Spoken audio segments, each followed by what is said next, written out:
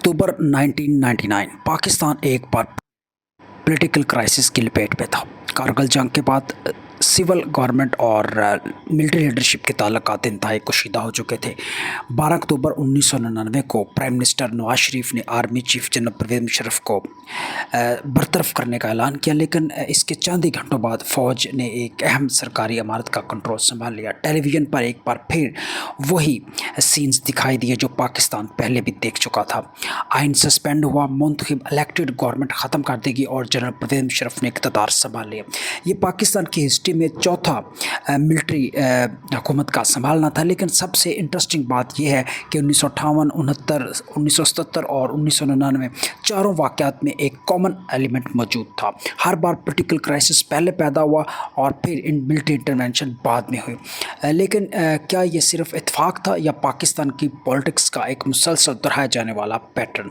अब आइए उस नैरेटिव को समझते हैं जिसके मुताबिक पॉलिटिकल पार्टीज़ मार्शल लॉ के नफाज की रिस्पॉन्सिबल थे। सबसे पहली दलील ये है कि सियासी अदम इस्तेकाम, बार बार हुकूमतों का गिरना, इक़्तिदार के लिए इत्तेहाद बनाना और तोड़ना और पर्सनल इंटरेस्ट को नेशनल इंटरेस्ट पर तरजीह देना। दूसरी दलील डेमोक्रेटिक ट्रेडिशंस की वीकनेस, पॉलिटिकल ओपोनेंट्स को दुश्मन समझना और पार्लियामेंट की बजाय सड़कों पर डिसीजन करने की कोशिश।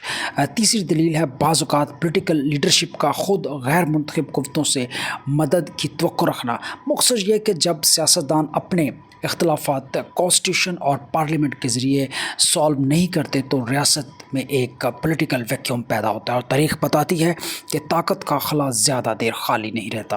अब तस्वीर का दूसरा रुख, ये सच है कि सियासी जमातों से संगीन गलतियाँ हुई, लेकिन एक बुनियादी हकीकत को नज़रअंदाज नहीं किया जा सकता। मार्शल लॉ नाफिज करना, आइन मुअत्तल करना और इलेक्टेड गवर्नमेंट को बरतरफ करना, ये फ़ैसले पॉलिटिकल पार्टीज़ ने नहीं किए, ये फ़ैसले फ़ौजी लीडरशिप ने किए। इसलिए बहुत से आइनी एक्सपर्ट्स कहते हैं पॉलिटिकल बहरान मार्शल लॉ की वजाहत तो कर सकता है लेकिन इसे आइनी जवाज़ नहीं दे सकता। ये फ़र्क समझना बहुत ज़रूरी है, क्योंकि अगर पॉलिटिकल बहरान का जवाब मार्शल लॉ हो तो दुनिया की बहुत सी डेमोक्रेसीज़ कभी कायम ही ना रह सकती। इसलिए हिस्टोरियन की ओपिनियन भी मुख्तलिफ है। कुछ मुहक्किकीन का ख़्याल है कि पाकिस्तान में weak political parties, personal politics और अदारा जाती जो अदम तवाज़न है, इम्बैलेंस है, उसने फ़ौजी मुदाखलत के लिए एक एनवायरनमेंट पैदा किया। जबकि इसके अलावा दूसरे मौरख़ीन कहते हैं कि मिलिट्री इंटरवेंशन को सिर्फ पॉलिटिकल फेलियर का नतीजा करार देना तारीख़ को हद से ज़्यादा सादा बना देता है।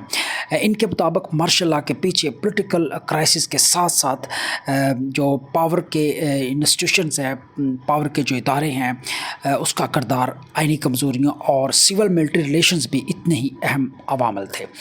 तो आखिर इस सवाल का जवाब क्या है? Political parties are responsible for the implementation of martial law in Pakistan. अगर इसका जवाब सिर्फ हाँ या नहीं में दिया जाए तो शायद हम तारीख़ के साथ इंसाफ नहीं करेंगे। ज़्यादा दुरुस्त जवाब यह है कि पॉलिटिकल पार्टीज़ मार्शल लॉ नाफिज करने वाली ताकत नहीं थी, लेकिन वो ऐसे पॉलिटिकल कंडीशंस, हालात पैदा करने में ज़रूर शरीक रहीं जिन्होंने मिलिट्री इंटरवेंशन को आसान बना दिया। On the other hand martial law नाफिज करने, आइन मुअत्तल करने और इक़्तिदार संभालने का हतमी डिसीजन फ़ौजी लीडरशिप ने किया। इसलिए रिस्पॉन्सिबिलिटी को सिर्फ एक फ़रीक तक महदूद करना तारीख़ी पेचीदगियों को नज़रअंदाज करने के पैरेलल होगा। अगर हम 1958, 1969, 1977 और 1999 के चारों एरास को एक साथ देखें तो एक लेसन बार बार सामने आता है। डेमोक्रेसी एक दिन में ख़त्म नहीं होती, वो स्लोली वीक होती है।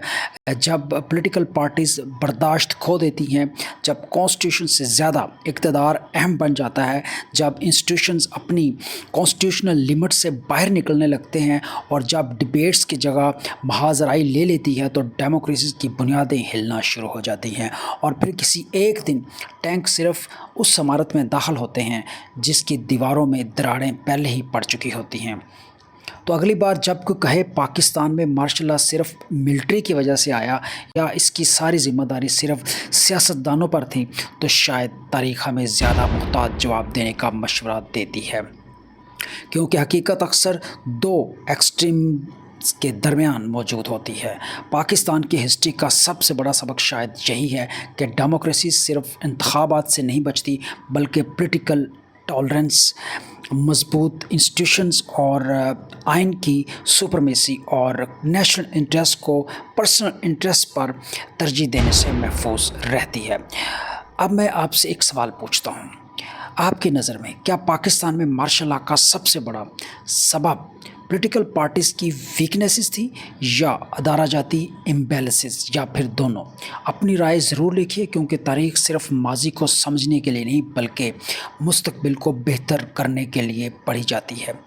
اگر آپ کو اس تحقیق پر مبنی متوازن، بیلنسڈ اور انٹرسٹنگ ڈاکومنٹریز پسند ہے تو چینل کو سبسکرائب کریں، ویڈیو کو شیئر کریں، اور اگلی ویڈیو میں ہم پاکستان کی پولیٹیکل ہسٹری کے ایک اور اہم سوال کا تجزیہ کریں گے۔ تب تک کے لیے خدا حافظ۔